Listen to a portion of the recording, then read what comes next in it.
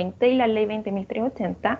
La ley 20.380 solamente la mencionamos, ¿ya? Porque la vamos a ver en mayor profundidad en unas clases más adelante. Ahora vamos a continuar con la ley 21.020, ¿ya? Que también estas leyes en sí se complementan, ¿ya? Para una tenencia responsable, pero vamos a ahondar específicamente en lo que dice esta ley, ¿cierto? Que es el reglamento del 1007, ¿ya? Y que está compuesta por diferentes artículos. Entonces vamos a seguir con eso. ¿Están viendo bien la diapositiva? Sí, profe. Sí, sí, profe. Súper, bien. Entonces, chiquillos, este es un material, ¿cierto?, que ha dispuesto la Subdere, que la mencionamos la semana pasada, y hace referencia también a esta ley de tenencia responsable. Entonces, resume algunos puntos que ya hemos mencionado. ¿Se acuerdan que dijimos que la tenencia responsable hace alusión a un conjunto de obligaciones que contrae una persona cuando decide aceptar y mantener a una mascota o animal de compañía? ¿Ya? Y entre estas obligaciones que tiene el tutor de la mascota, ya una vez que se hace cargo, es identificarlo y registrarlo ante la autoridad competente, que ahí es donde entra esta página de Registra tu mascota, proporcionar alimento, albergue y buen trato, brindarle los cuidados veterinarios y manejos sanitarios indispensables para su bienestar. Entonces nosotros dimos una pincelada la semana pasada de estos cuidados veterinarios, que no basta eh, con solamente llevarlo a veterinario cuando nacen las mascotas, sino que hay que hacerlo de manera periódica, ¿ya? Recordemos que a la mascota hay que vacunarlas, hay que desparasitarlas, ¿cierto? Hay que realizarles una serie de procedimientos si son necesarios o si presenta alguna patología. Entonces ahí la visita va a ser más periódica al veterinario. No someterlos a sufrimientos a lo largo de su vida. Hablamos, ¿cierto?, que las mascotas, al ser animales, se escuchan un ruido porque está mi perro, pido disculpas.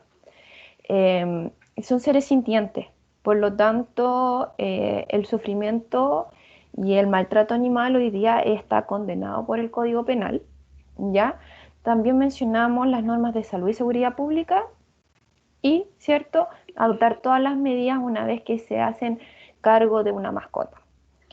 Entonces esta ley menciona que hay responsabilidades y competencias, ¿ya?, asociadas entonces a lo que ya hemos hablado de este concepto súper grande que es tenencia de mascotas o animales de compañía.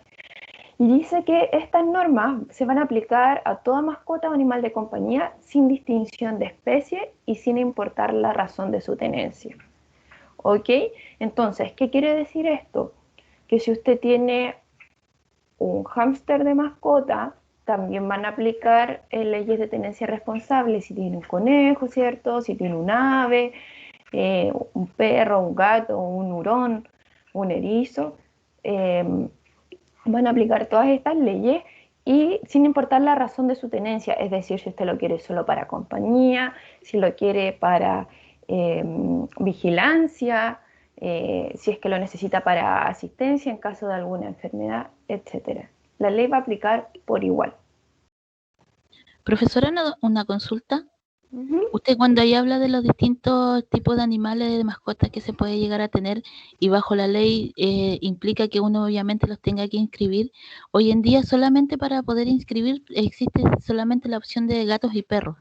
Sí, exactamente. Entonces, dentro de la ley ahí habría como un pequeño vacío, se podría decir, porque los otros animales al no poder inscribirse ya está faltando a la ley. Por ahora, yo creo. O sea, más que faltar a la ley todavía no exige la obligatoriedad en esas especies, ¿ya? La ley también habla de hacerse cargo y todo este conjunto de obligaciones, sacando el tema de la identificación y el registro, que ahí solamente hace mención a que el perro y el gato se tienen que identificar y registrar en la plataforma. Así que súper bien, Jacqueline, ese es un buen alcance. ¿Ya? Profe, Uh-huh. o sea que en ese aspecto podríamos decir que a la ley todavía le falta cubrir partes. Les falta cubrir, sí, por supuesto que sí. La ley le falta mejorar, ¿cierto? Y eso es lo que yo también quiero que ustedes empiecen a anotar. Yo les cargué también la ley en su aula virtual para que la vayan leyendo y vean que hay artículos que, si bien hacen mención a ciertas obligaciones en los propietarios, falta profundizar, falta incluir a otras especies, de pronto falta ser más majadero en el caso de las multas que aplican. Sin embargo, cuando hablamos solamente de estas normas de modo general, vamos a incluir a todas las especies, pero falta en cuanto al registro de las mascotas. ¿Ya?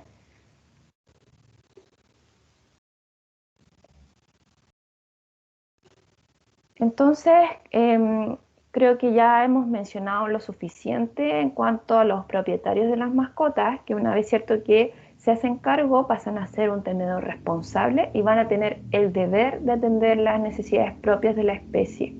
¿Ya? Cuando tengan un ejemplar bajo su cuidado, considerando también requerimientos específicos de la raza, de la edad, de la condición fisiológica. ¿Qué quiero decir con esto? Por ejemplo, hay perros que son de raza que tienen genéticamente mayor predisposición a ciertas enfermedades. Por ejemplo, un pastor alemán puede tener displasia en la cadera, ¿ya? Entonces son requerimientos específicos de la raza porque probablemente durante su vida presente algún tipo de malestar, por lo tanto el propietario se tiene que hacer cargo. Un Dachshund, por ejemplo, puede tener problemas a la columna, etcétera. Hay razas que también son más predisponentes a tener dermatitis, entonces ahí hay que tener ojo porque si bien una mascota trae muchas cosas buenas, hay que tener en consideración ciertos aspectos, sobre todo al momento en que uno se hace cargo, como decía la vez pasada, no basta solo la buena intención, sino que uno tiene que tener en consideración, bueno, me podría hacer cargo de todas estas cosas o simplemente pueden ocurrir cosas eh, que ustedes no tenían previstas, ¿ya? Profe, Podría ocurrir, por ejemplo, que el perro se le escape y lo atropellen, entonces... ahí está el tema de las razas genéticamente modificadas y el tema de que algunas razas sean más hiperactivas que otras. En cuanto a perros, eh, Bueno, ahí va según el carácter que tenga la mascota. También tiene ciertas características que son propias de cada individuo, ¿ya? Pero claramente que pueden inferir características de la raza. De la raza, a lo mejor si alguno de ustedes tiene algún perro que pertenezca a alguna raza, presenta algún tipo de patología que es particular de ella. La de cadera, eh, ¿qué más? Problemas a la columna, problemas a la piel, alergias, ¿ya? Eso es importante tener en consideración. En cuanto a la edad, los requerimientos de un cachorro va a ser distinto al requerimiento que va a tener un perro joven, un perro adulto y un perro senior, ¿cierto? Y lo mismo es los felinos. Ya durante la distinta etapa de su vida va a ser distinto también el requerimiento o si, por ejemplo, el animalito se encuentra gestando o en periodo de lactancia, ¿ya? Y la condición fisiológica, ¿ok? También existen, por ejemplo, que lo mencionamos la primera clase, eh, eh, mascotas que alguna patología cardíaca, renal, hepática, urinaria, eh, articular. Entonces, son todas esas características de las que uno también tiene que empezar a conocer, empezar a investigar, empezar a informarse, ¿ya? Y entonces, también mencionábamos, ¿cierto?, que un tenedor responsable debe proceder a la adecuada identificación del animal, que la próxima clase ya vamos a entrar un poco más en detalle lo que es, cierto, la implantación del microchip y su inscripción en el registro respectivo. ¿Ya? Entonces ustedes ya conocen la página y también va a ser su deber en cuanto a la educación a los propietarios, informarles cuál es el procedimiento y que no basta solamente con implantar un microchip. Es importante tener un catastro de las mascotas que existen en nuestro país. Ya es importante tener un estudio sobre esto. Entonces, ¿de qué forma se puede hacer?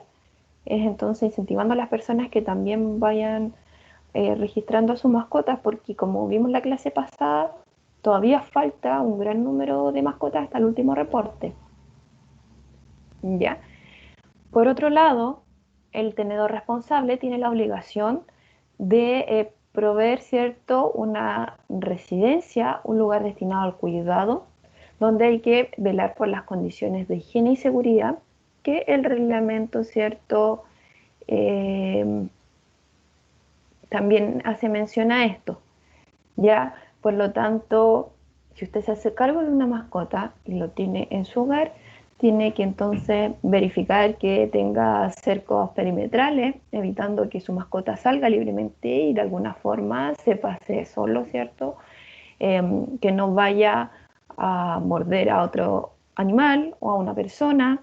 Ya en cuanto a las condiciones de higiene, es necesario mantener su espacio limpio, ya disponer de manera adecuada entonces también sus desechos, ¿cierto? Limpiar las veces que sea necesario porque también a una mascota le gusta estar en un lugar limpio. ¿Ya?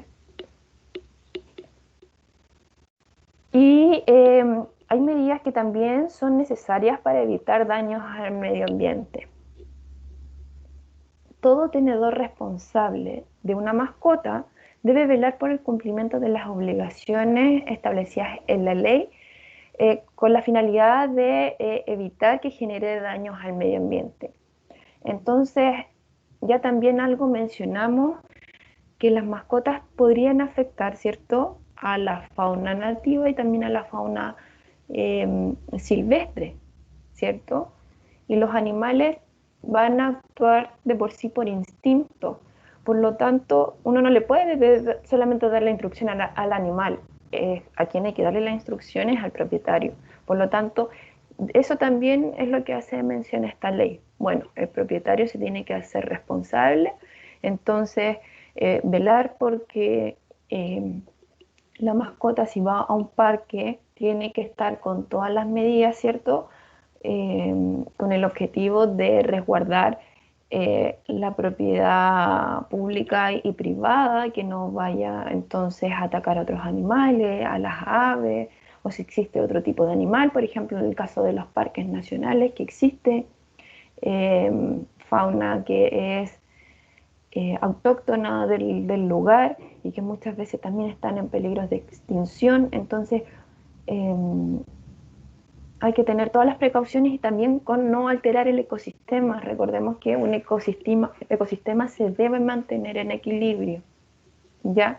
Entonces, la presencia de otra especie podría entonces alterar ese equilibrio donde cohabitan distintas especies. Profesora, Y también, ¿sí? antes que continuemos con la... no existe dentro de la ley, porque para ser honesta no me la he leído toda, pero no existe dentro de la ley una prohibición de ingreso a los parques nacionales de las mascotas, porque, bueno, yo creo que la mayoría sabemos que cualquier cambio en el ambiente dentro de los parques nacionales para las mascotas que son, o sea, para los animales que son silvestres puede ocurrir un gran problema en el ecosistema, o sea, ya sea la orina de un perro o la feca de un animal. Entonces, también es algo inevitable dentro de la mascota. Uno no le puede decir al perro no haga pipí, porque lo va a hacer. Lógico. Y uno cómo lo recoge la orina. Es mucho más complicado. Entonces, no hay como dentro de la ley una prohibición para que no lleven a sus mascotas a los parques nacionales. No, dentro de la ley no, pero sí hace mención a esto que es de forma general, por eso se lo estoy explicando, porque dice evitar que la mascota genere daños al medio ambiente, entonces está así como medio general, pero si nos vamos a hablar específico, dentro de esas cosas, también es como la parte del ingreso a los parques, pero la ley no lo establece explícitamente. Ahora, al ingresar a un parque, todas estas medidas están definidas ya por la CONAF, ya que es la CONAF quien se hace cargo de los parques nacionales, entonces está prohibido el ingreso. Ya, a mí me pasó que una vez fui a un parque y una persona llevó a su mascota y quería a toda costa entrar con su perrito y no pudo y lo tuvo que dejar ahí en la recepción y ella hizo todo el trekking y después lo tuvo que retirar. Y es lo correcto porque yo creo que a lo mejor ella desconocía la información, le costó un poco entenderla, pero estábamos en un ambiente que ya eh, tiene los senderos, ¿cierto?, hechos para que las personas también lo respeten. Entonces, como dice usted, una mascota, uno no le puede decir, no te pares ahí, no hagas pipí aquí, ¿cierto? No defeques ahí. Entonces, es un poco complicado mantener el control en un entorno así. Entonces, es el propietario que debe saberlo. Entonces, como aquí se menciona un poco de manera más general, yo les explico esto y también tienen que saber ustedes que cuando quieran ingresar a un parque, la CONAF también lo establece. Entonces también es un buen punto a considerar, de repente ser un poco más enfático, pero vamos a ver que en las campañas de educación también se menciona esto. ¿Ya? Ya, profesora, gracias. Ahora, en cuanto a la obligación de recolectar las heces de la mascota, también está establecido en la ley. Ya lo que aparece aquí no es que yo lo esté inventando, todo esto aparece en la ley que ustedes tienen en su aula virtual. ¿Ya? Esperan un segundo. Aparece en la ley, entonces, como está estipulado, es algo que se debe cumplir. Y ustedes si lo ven, ¿cierto?, a diario, si es que sacan a sus mascotas, hay gente que todavía no comprende la importancia de esto, pero ustedes que hoy en día se están formando, saben cuál es la importancia que esto tiene. ¿Qué opinan al respecto, chiquillos?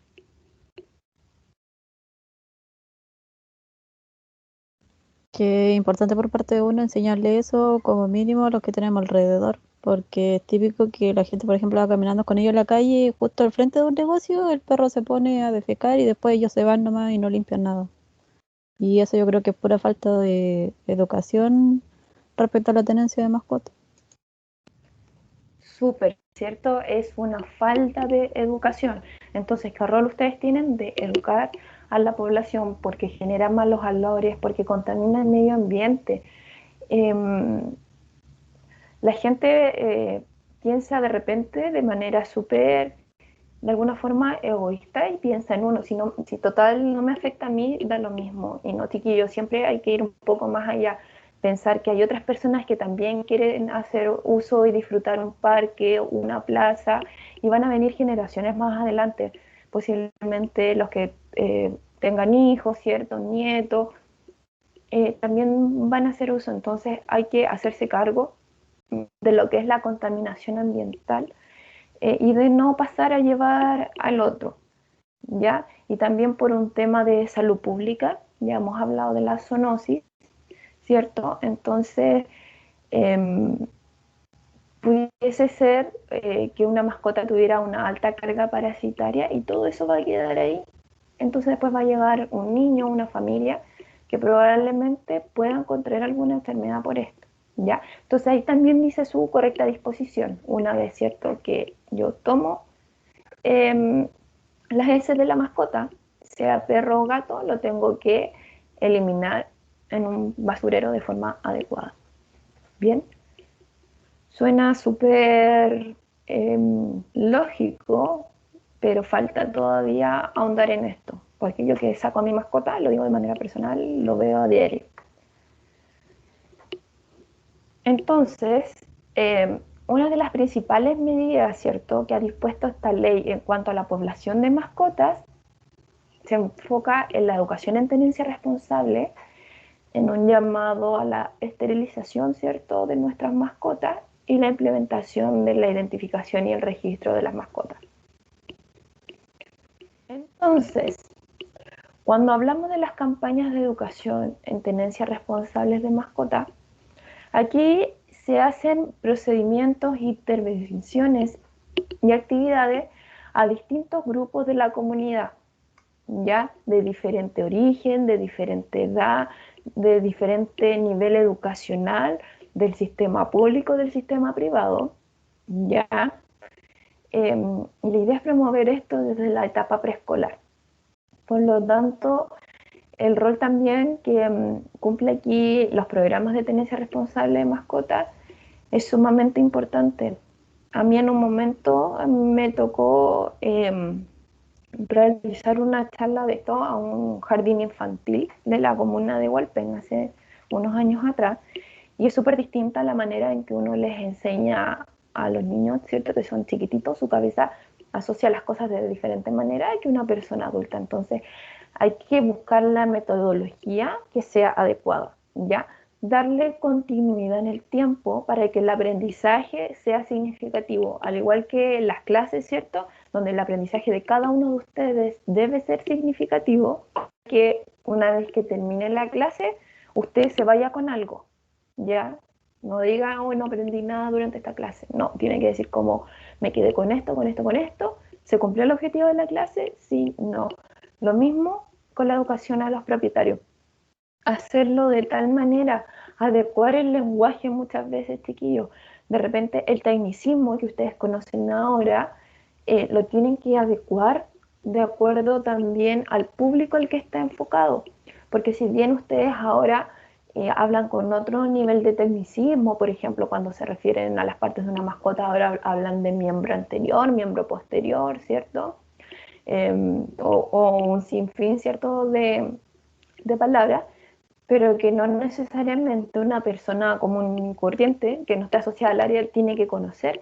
Por lo tanto, uno se tiene que ir adecuando de manera que el mensaje llegue a todos y que todos lo puedan entender, ¿ya? Y que se queden con ese mensaje y que hagan uso de esta información y lo apliquen en el día a día.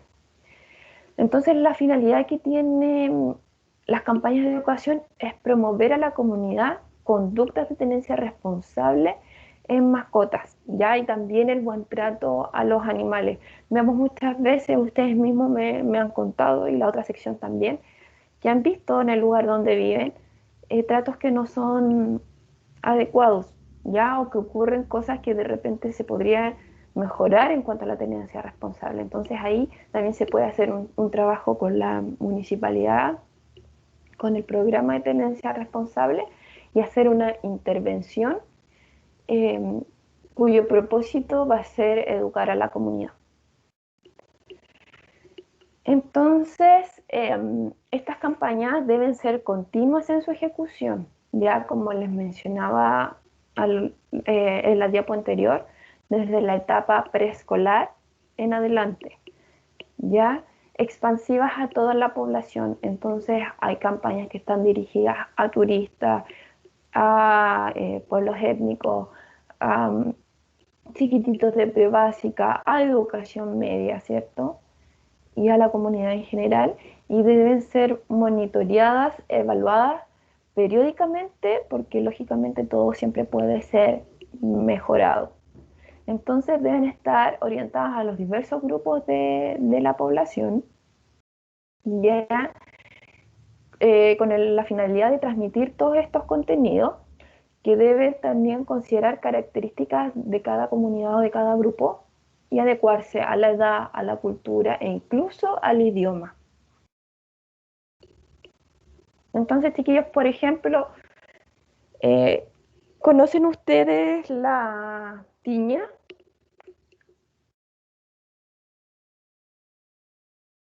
¿Les suena Sí. la tiña? Sí. ¿Sí? Bien. ¿Qué es la tiña? Los que la conocen. ¿Qué es la tiña? Un problema dermatológico. Ya. Es una... ¿Ya? un problema dermatológico y por qué se caracteriza. La caída del pelaje y la picación ¿Ya? que le produce al animal. ¿Cierto? Profe, Entonces, ¿la tiña se produce por bacterias o por ácaros? Es por los parásitos, ¿cierto? Creo.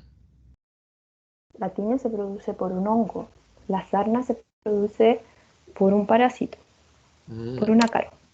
¿Ya? Lo vamos a ver cuando veamos las enfermedades zoonóticas, las diferencias, porque en general la población se tiende a confundir. Pero, por ejemplo, a un niño chiquitito, yo no le puedo hablar, viene de tal familia de hongos, la epidemiología de la enfermedad y la sintomatología, porque un niño no me va a entender. Sin embargo, yo puedo hacer un ejercicio tan simple como mostrarle, no sé, a través, por ejemplo, de un peluche, colocarle escarcha y decirle, mira, ¿qué pasa si tú tocas? Se le va a quedar, ¿cierto?, en las manos. Entonces, de esa forma podemos, es solo un ejemplo, explicar que hay enfermedades que se pueden transmitir de las mascotas al humano porque es una zoonosis, ¿cierto? Y nos pudiese afectar. Y de esa forma ir adecuando las actividades, haciéndole preguntas, porque, por ejemplo, los niños en sí son súper participativos. Si alguno de ustedes aquí tiene hijos, yo creo que puede decir que a lo mejor habla cuando es un tema que les gusta y sobre todo los que les gustan los animalitos, ellos hablan, les gusta participar, pueden contar sus experiencias, entonces son esponjitas, donde entonces es un grupo súper importante de atacar en cuanto a la tenencia responsable desde un inicio, porque ellos también van a llevar la información a su familia. Entonces, los que a lo mejor tienen hijos chiquititos o en el jardín, cuando ellos aprenden algo, llegan a la casa y lo intentan aplicar porque la profesora o la tía les enseñó tal cosa, ¿cierto? Entonces, lo mismo pasa con esto de la tenencia responsable. Abordarlo desde los más chiquititos para que también después toda la familia se pueda inculcar. Ahora, ¿qué contenido deben tener estas campañas de educación? Primero, el significado de bienestar animal, que también lo vamos a ver, las 5 libertades, el buen trato de los animales y la prevención del maltrato animal, ¿ya? Eh, y bueno, del bienestar animal hay distintos parámetros en diferentes especies y vamos a también en una clase ahondar sobre esto y los cuidados veterinarios en las mascotas, ¿ya? Las características y necesidades propias de cada especie animal, especialmente en perros y gatos y su comportamiento. Aquí también acuérdense que yo en una clase les dije, el perro es una especie diferente al gato, ¿ya? Entonces siempre hay que tratarlo como especies diferentes porque en general la población que hace los trata como igual a los dos al ser mascotas, ¿cierto? Y animales domésticos que son los que se encuentran con mayor frecuencia en los hogares, ¿cierto? Porque el perro lo alimenta así, al gato también. Porque al perro le gusta esto, al gato también. Y no, chiquillos, desde ya ustedes tienen que mentalizarse que son especies diferentes. El gato tiene un mundo paralelo eh, muy distinto al perro en cuanto a su comportamiento, ¿cierto? Ya algo, no me acuerdo si se los mencioné a ustedes la clase pasada o al otro grupo, pero el manejo amigable del felino también es súper eh, específico porque es una especie que es distinta. Bien, entonces es necesario también educar sobre eso. Ya y sus necesidades que también van a ser diferentes de acuerdo a la etapa de vida, la condición fisiológica y etológica. Las buenas prácticas también entre la relación humano-mascota, ya la acción preventiva de enfermedades y los episodios de agresión que pueden presentarse en la convivencia. Entonces, todas estas temáticas las vamos a abordar durante la asignatura, cosa que también el día de mañana, si trabajan en educación, puedan abordar cada una de ellas como, con sus características propias. Por otro lado, es importante mencionar los beneficios y los aspectos favorables de la convivencia con mascotas o animales de compañía, que fue con lo que iniciamos la primera clase, ¿se acuerdan?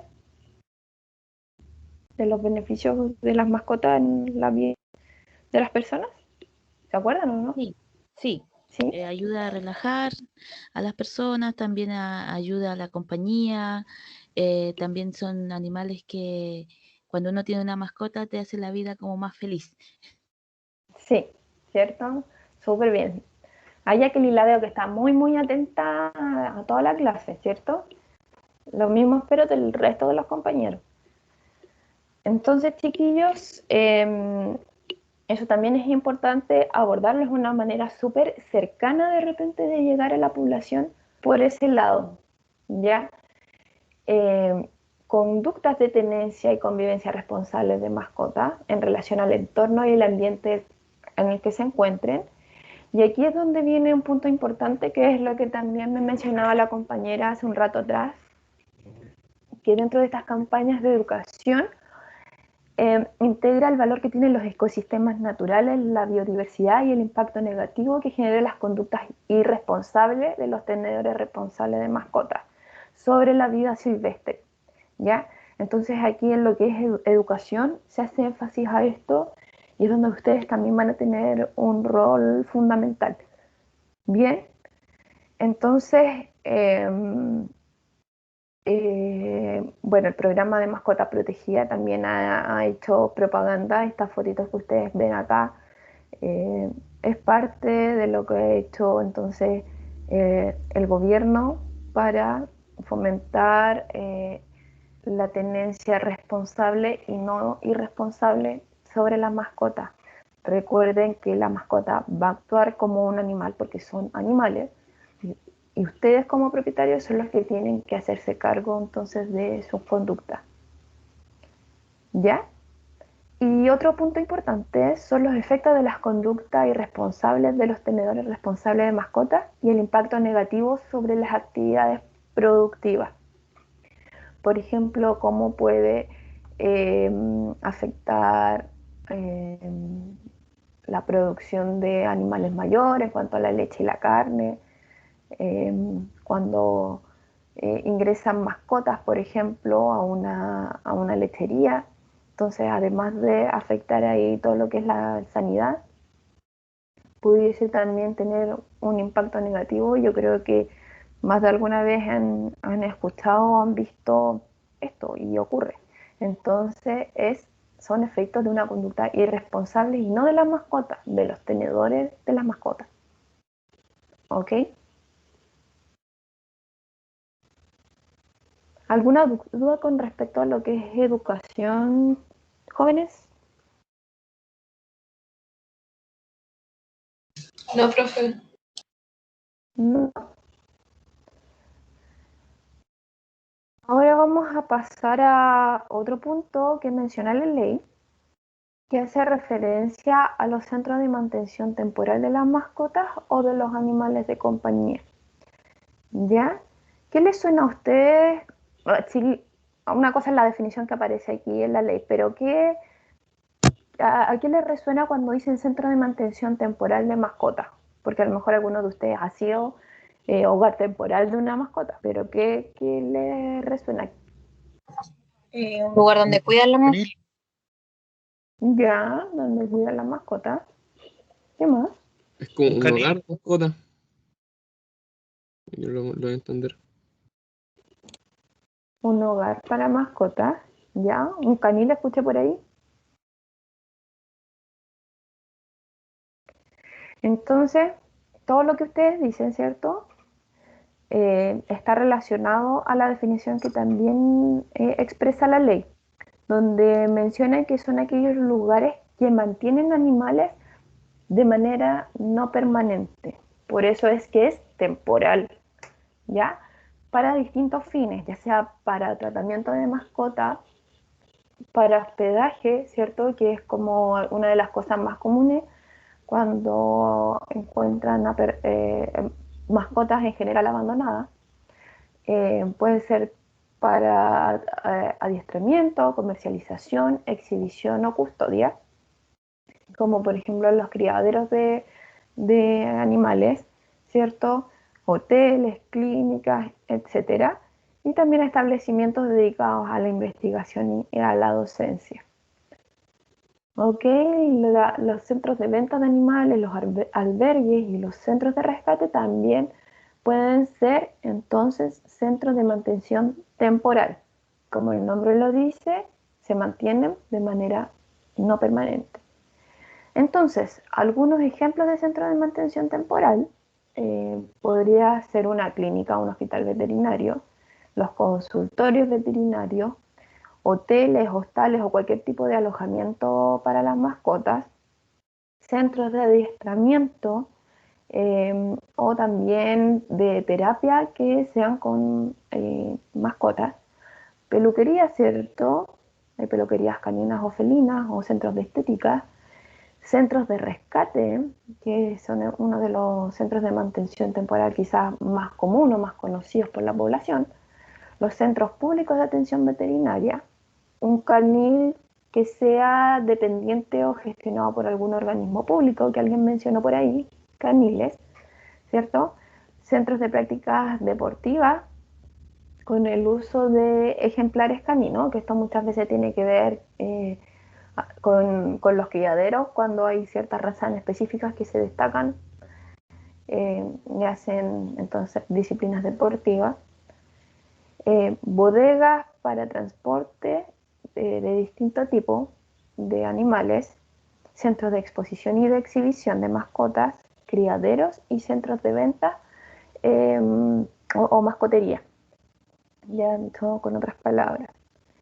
Entonces, las personas que están a cargo de un centro de mantención temporal, ya sea el dueño o administrador, debe inscribir este centro de mantención temporal en el Registro Nacional de Centros de Mantención Temporal de Mascotas o Animales de Compañía.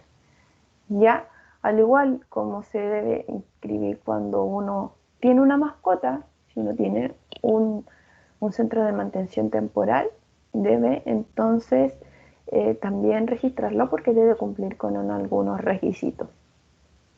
Ya, entonces aquí yo les puse un ejemplo.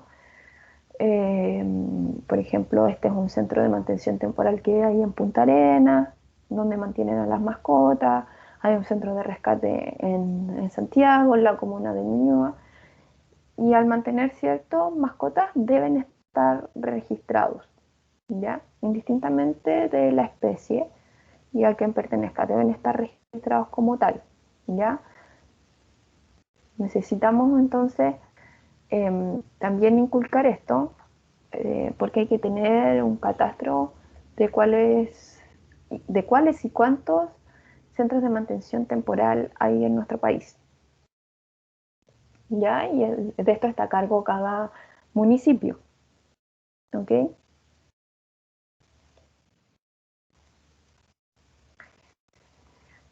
Entonces, eso en cuanto a los centros de mantención temporal de mascotas.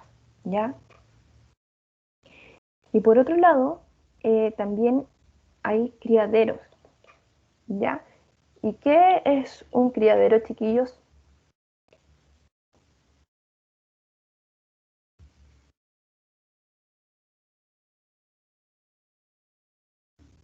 ¿A alguien le suena uno?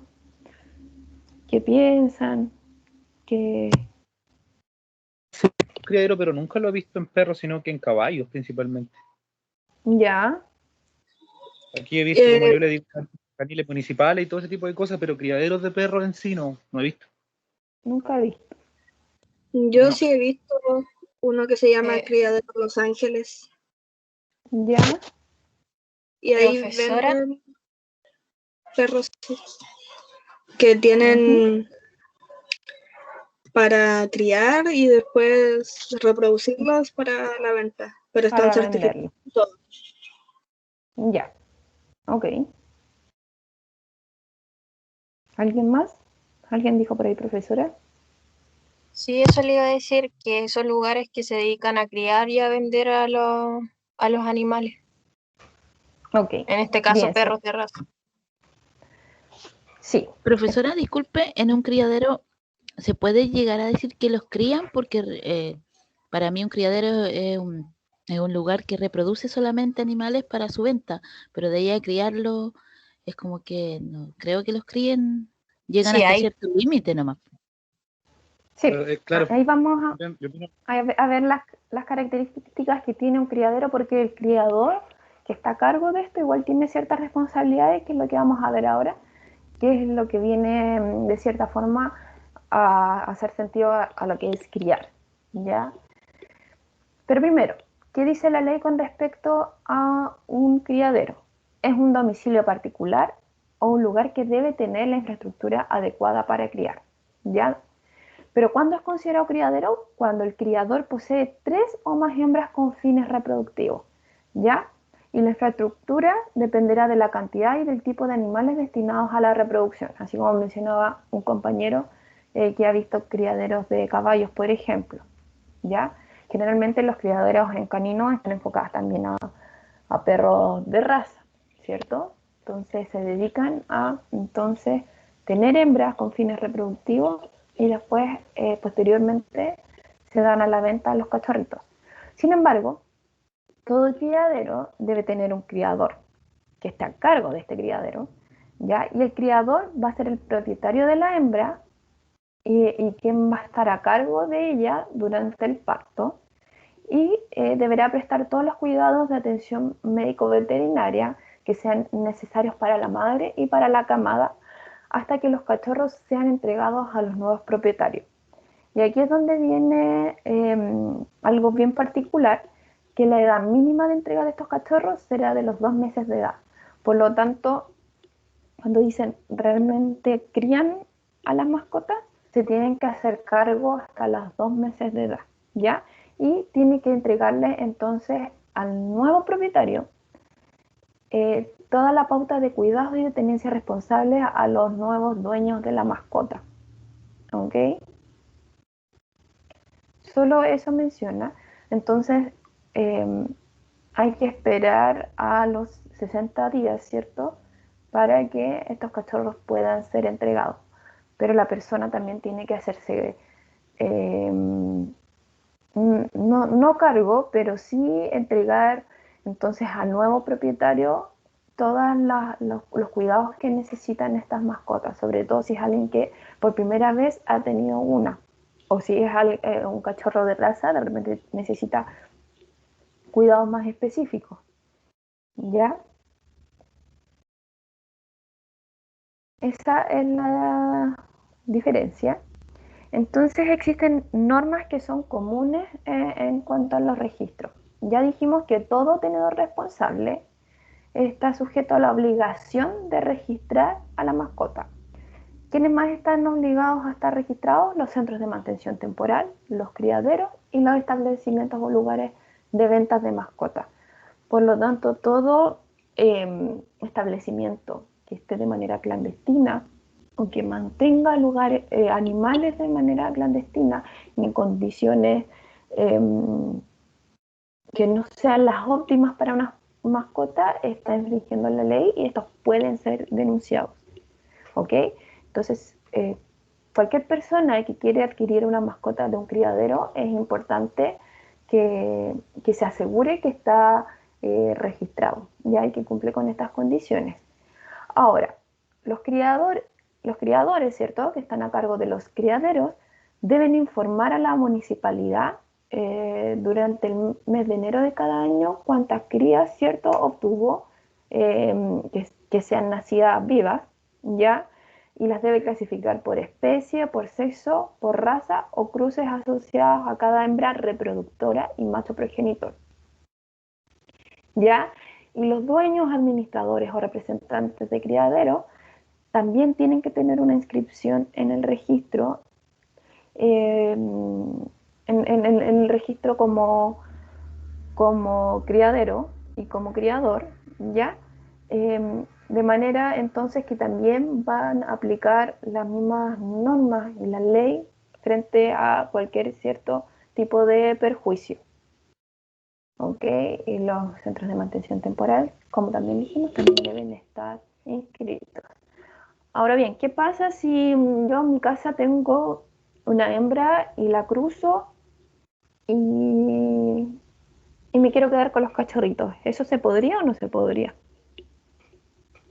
¿Qué piensas?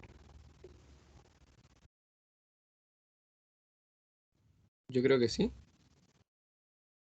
¿Ya? ¿Por qué piensa que sí? porque al final son sus propios cachorritos, pues. O sea, tendría que, como dueño, ponerle hacerme cargo, registrarlo a los perritos y todo. ¿Ya? ¿Alguien piensa lo mismo o alguien piensa lo contrario al compañero? Por ejemplo, yo profesora cuando era más chico, mis vecinos del frente Ujú. siempre han tenido perros grandes así de raza. Han tenido Rottweiler, Gran Danés, Pitbull y cuando yo era más pequeño se notaba que los sobreexplotaban así, vendiendo los hijos, todo y como cada cierto tiempo iban cambiando los perros. Ya. Ok, entonces lo que dice el compañero está en lo correcto, ¿ya? Si yo tengo, por ejemplo, una perrita y quiero sacarle cría y las quiero mantener o las quiero regalar, lo puedo hacer sin problemas. Pero ahora, ojo, que la ley también eh, hace un llamado a desincentivar la crianza y la reproducción indiscriminada de mascotas o animales de compañía. ¿Ya? Ahí como menciona el compañero que le ocurrió un episodio con los vecinos que tenían perros de raza y les sacaban cría y después los cambiaban. ¿Ya? Si bien de alguna forma se puede hacer, porque no, la ley no dictamina de manera tajante que todas las mascotas se tienen que esterilizar, se hace un llamado a desincentivar la reproducción indiscriminada. Entonces, todo tenedor responsable, eh, como su nombre lo dice, debe ser responsable de las camadas que puede generar tanto el macho como la hembra y sus progenitores y deben tener, o sea, tomar todos los resguardos necesarios para evitar o prevenir la reproducción. ¿Ya? Entonces, es necesario ya evitar entonces la reproducción indiscriminada porque muchas veces esos cachorritos terminan o abandonados o en la calle o en manos de personas que no pueden o no quieren hacerse cargo. Por lo tanto, si bien aquí no habla de una obligatoriedad, tienen que hacerse responsables y de alguna manera evitar que esto ocurra, ¿ya? Mediante la esterilización o alguna otra medida aprobada por el médico veterinario, la castración en caso de los machos, ¿cierto? Porque debe hacerse cargo de las crías que productas o la transferencia o el traspaso que pudiesen tener. Entonces, como les mencionaba, muchas veces no tienen el mejor final. Por lo tanto, son medidas que hay que adoptar, ¿ya? Yo siempre digo que hay que llamar a la población a que esterilice a su mascota. Existen muchos mitos relacionados a esto, pero como bien lo dice la palabra, son mitos y son más los beneficios que esto trae que alguna consecuencia negativa. ¿Ya? Profesora, Ujú. eh, ¿cuál es el pero que tiene, o sea, que se pone para no poner como obligatorio la esterilización y castración en la mascota? ¿Por qué no se hace obligatorio? Eh, yo creo que, o sea, la respuesta con 100% certeza no la tengo, pero de alguna forma hay gente que de repente quiere sacar crías de sus perros, ¿cierto? Y quedarse con ella. Entonces, imagínense que ya identificarlo y registrarlo, que es obligatorio, ha costado, porque hoy en día no han podido llegar a toda la población, entonces esterilizarlo puede ser eh, aún más difícil, pero sí el llamado es a eso, ¿ya? Ahora la respuesta con total certeza, ¿por qué no lo hicieron? La verdad, eh, no lo sé. Sí sé que hubo cambios respecto a esto en cuanto a la ley que se publicó el 2017 y con respecto a esta que está basada en el 2018. Por ejemplo, tendría que ocurrir algún hecho que el fiscal o la autoridad competente determine que, por ejemplo, la mascota sea un peligro para la sociedad, que dictamine que a esa mascota hay que esterilizarla, ya para evitar conductas agresivas, por ejemplo. Pero tendría que ocurrir eso y lo debería tomar la decisión la autoridad competente. ¿Ya? Pero la ley por ahora solamente lo dice de esta forma, que de repente se ve como media ambigua, pero igual es necesario tomar esto, porque de repente este artículo de la ley está medio, está ahí como entre medio, ¿cierto? Como que a lo mejor no se le da la importancia que debería, pero si ustedes me preguntan, ojalá llegar a un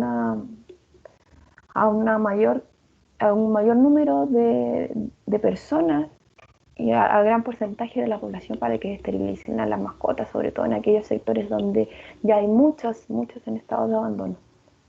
Ya siempre aquí de repente ocurren problemas entre las autoridades y los grupos que defienden a las mascotas y probablemente a lo mejor ahí no lo sé. ¿Ya? Entonces, como mencioné antes, el criador debe registrarse, ¿cierto? Y el criadero también debe estar dentro de este registro cuando tenga hembras con fines reproductivos.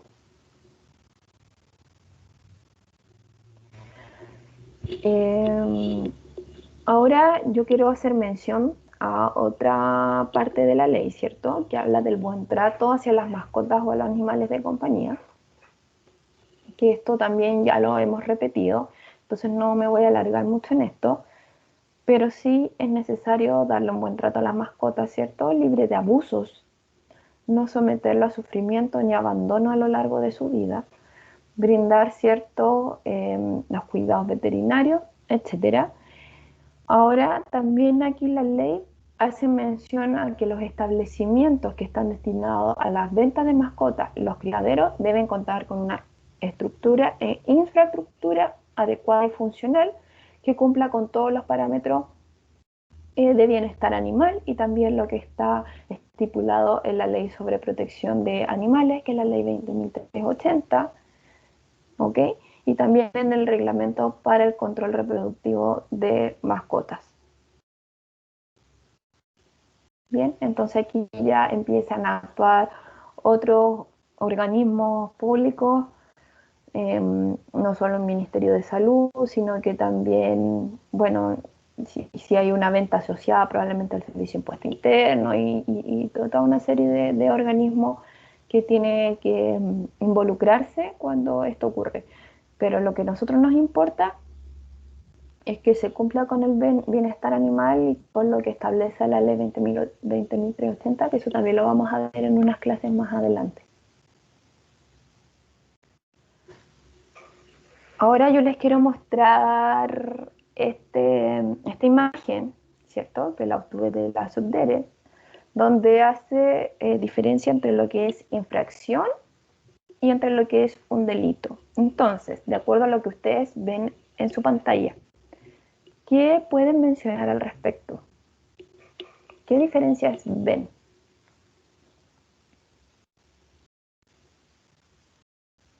Primero que nada, la entidad que se encarga de las infracciones y de los delitos, que en este caso son distintas. En la infracción sería municipales, carabineros, autoridad sanitaria, y el delito sería carabinero o PDI porque implicaría falta a la ley. Ya. ¿Quién más nota alguna diferencia?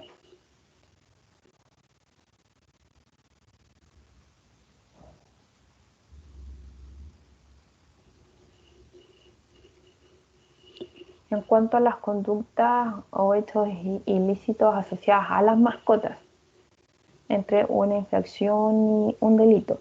¿qué diferencias ven?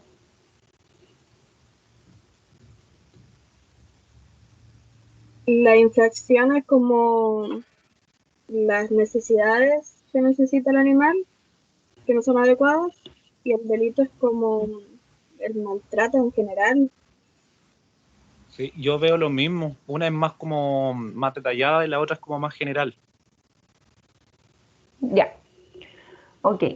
Entonces, chiquillos, creo que pueden tener una visión de esto. Este diagrama yo creo que es súper explicativo. Primero, se diferencia entre quienes están facultados para fiscalizar o iniciar mediante una denuncia un procedimiento sancionatorio. Entonces, ustedes el otro día me decían a quién hay que denunciar.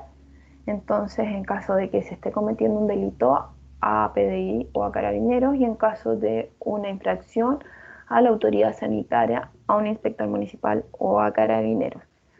Entonces, aquí lo separa una delgada línea, ya entre lo que es un delito y lo que es una infracción. Por lo tanto, un delito es considerado el maltrato animal, ya el abandono de los animales, las peleas de animales y producirle la muerte al animal o la dispersión de veneno que aparece ahí, ¿cierto? Que antiguamente era algo que ocurría de manera más común. Ahora, una infracción, ¿cierto? Es no proporcionar cuidados sanitarios que sean básicos en las mascotas, como por ejemplo vacunar o desparasitar a las mascotas. Porque si bien la ley establece que es un conjunto de obligaciones y entre ellos velar por su salud, ¿cierto? Podría pasar que una familia a lo mejor no vacuna a su mascota, se atrase en este procedimiento, pero no por eso se va a ir detenido. Pero si esto está deteriorando la calidad de vida del animal, si está cometiendo una infracción, ¿bien? No proporcionar alimento y agua en calidad y cantidad necesaria. Entonces aquí la palabra calidad y cantidad son sumamente importantes porque los requerimientos que va a tener cada mascota en cuanto a la alimentación va a ser distinto y debería ser de la calidad que corresponda, ¿ya? Entonces, cuando veamos la alimentación de mascota, vamos a ver que hay un abanico de alimentos dispuestos en el comercio, pero ahí vamos a ver unas diferencias entre la calidad, ¿ya? ¿Qué pasa con los ingredientes que tiene este alimento? ¿Satisface sus necesidades nutricionales y energéticas de la mascota? ¿O solamente le estamos entregando algo que de alguna forma los deja un poco satisfechos, pero no cumple con estos requerimientos? Ya, por ejemplo, un animal que probablemente eh, hace sus necesidades con mucha frecuencia durante el día, es porque no está entonces absorbiendo los nutrientes y entonces la digestibilidad ahí está alterada. Entonces uno dice, ¿por qué si le doy harto alimento y no gana peso? O no sé, ¿por qué queda con hambre? Probablemente no sea la adecuada. Y la cantidad también necesaria, ¿ya? Y esto también va con respecto al peso. Y lo mismo con el agua de chiquillos. El agua tiene que ser de buena calidad, en el sentido de que tiene que ser agua fresca, ¿ya? No dejarlo ahí en un pocillo que esté verde, lleno de hongos, ¿cierto? Y que esté a disposición de la mascota, no privarle el acceso al agua, ¿ya? Proporcionar albergue que sea adecuado según las necesidades de la especie, que eso puede variar de familia en familia, y la venta ambulante de toda clase de animales. Bien, entonces otros organismos que están facultados para sancionar están los juzgados de policía local, la autoridad sanitaria, ¿cierto? Aquí está la Seremia de Salud o el SAC, los jueces de garantía y los tribunales.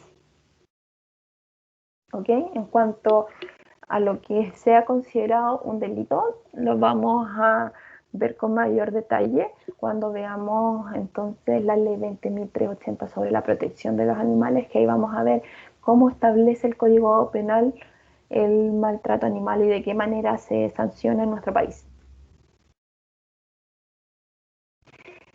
Entonces, dentro de lo que vimos hoy día, me interesa que quede en su cabecita los 3 ejes de la ley de tenencia responsable en cuanto al control de la población, la identificación y la educación a la ciudadanía. ¿Alguna duda hasta aquí, chiquillos? Profesora, en el caso de que el propietario no procurara la atención veterinaria en caso de enfermedad, que el perro se esté constantemente deteriorándose por alguna enfermedad, ¿eso se consideraría delito? Sí, porque podría estar incurriendo al maltrato del animal. Ya. Sí. Podría estar infringiendo, por ejemplo, las leyes de la libertad animal, ¿ya? Que es velar también por su salud física y mental. Ahora bien, para hacer una denuncia probablemente también se lo puedan preguntar con mayor detalle a la profesora Denise, pero hay que contar con todas las pruebas para hacer este tipo de requerimiento. ¿Ya? Porque pasa, yo una vez hice una práctica, por ejemplo, en la unidad de zoonosis de Concepción, hace unos años atrás, y hay problemas entre vecinos y llegan denuncias para allá, para acá, que no sé qué, pero es porque más que por la mascota tienen problemas con el vecino, entonces por tirarle alguna autoridad encima, colocan la denuncia y uno va y ve que la mascota está en buenas condiciones, porque como les mencionaba, un fiscalizador actúa como ministro de fe, o no sé si se los mencioné al otro grupo, pero cuando va un fiscalizador a ver en qué estado está, o el motivo de la denuncia, ¿cierto? Lleva un acta donde actúa como ministro de fe y anota todo lo que ve y todo lo que pueda dejar constancia en el momento. ¿Ok? Profesora, pero... Sí, de repente hay problemas entre vecinos y por eso hay que llevar también, ¿cómo se dice esto? Pruebas. Pero en el caso de que el mismo veterinario que atendió al animal quiera poner la denuncia y uno tenga constancia, o sea, informes de distintas clínicas, eso, con eso uno puede poner la denuncia por maltrato animal. Sí, debería. Sí, lógico, porque si un veterinario emite un certificado, éticamente él está diciendo la verdad. Entonces, es una prueba confiable.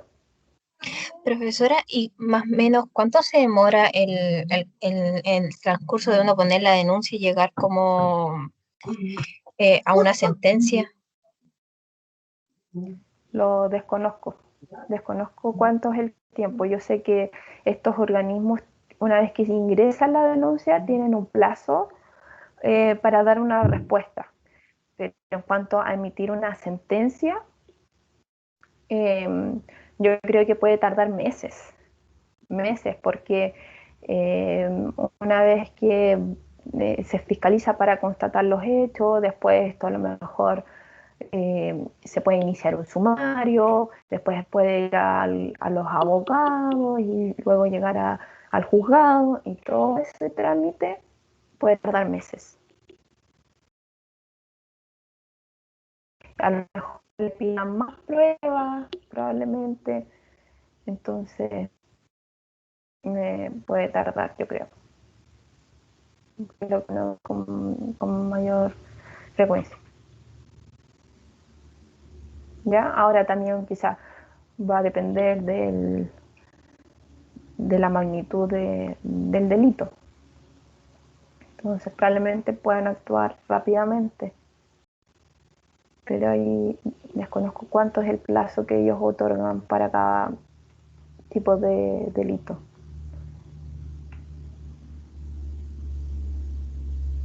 ¿Ok? Sí, gracias, profesora. Súper. Entonces, chiquillos, de acuerdo a estos ejes que he mencionado en esta última diapositiva, ¿queda claro cada uno de estos puntos?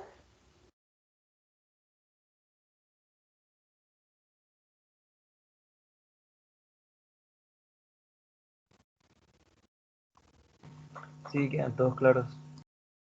¿Quedan todos claros? No podía ver el chat porque no podía, o sea, cuando estoy presentando no puedo ver el chat.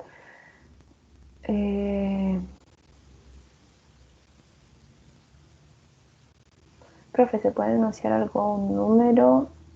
Sí, existe un número que es de una brigada, que ahora no lo tengo aquí, pero lo podemos ver probablemente la otra clase, Javiera.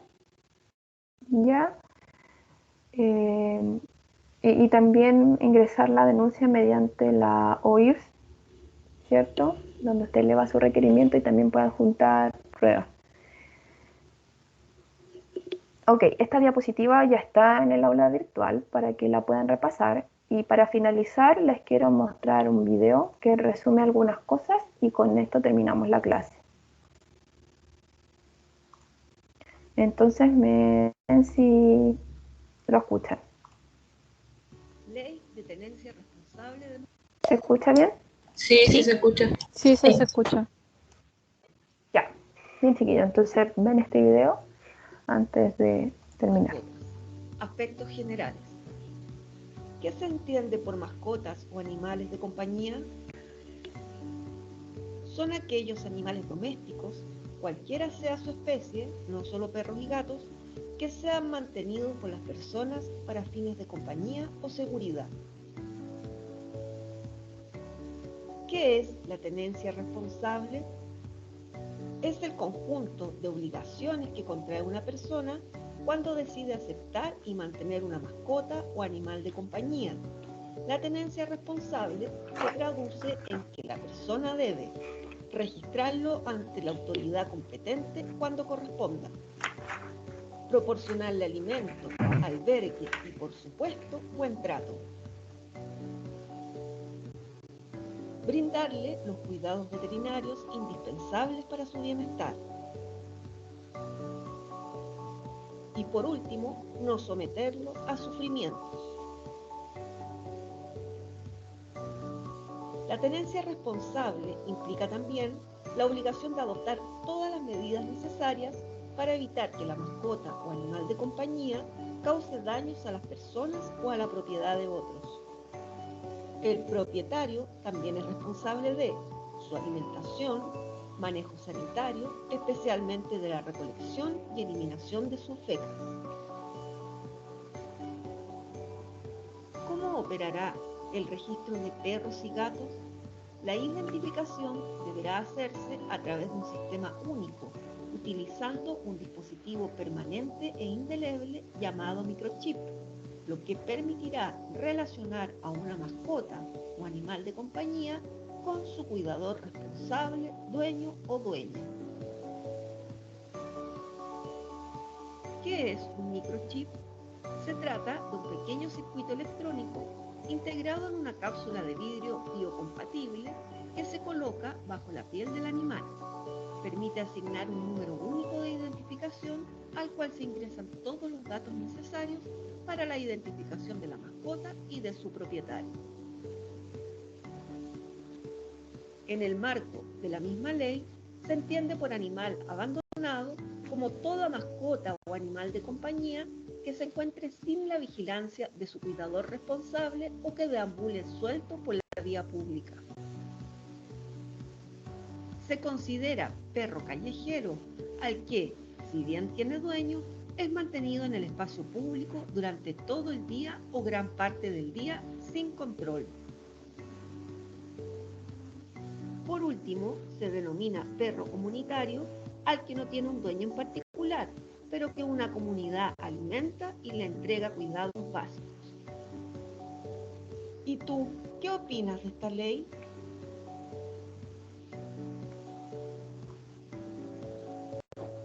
Ok, chiquillos. Entonces yo creo que ya todos están formando sus opiniones. Ah, ¿cómo se llama el video? Les dejo el link en el chat, ¿les parece? Ya, profe, porfa. Que lo vean con más calma y si necesitan tomar apuntes. O se los puedo dejar el link en el aula virtual para que no se les pierda el link. Eso mejor. ¿Ya? Chiquillos, antes de despedirnos voy a pasar la lista. Así que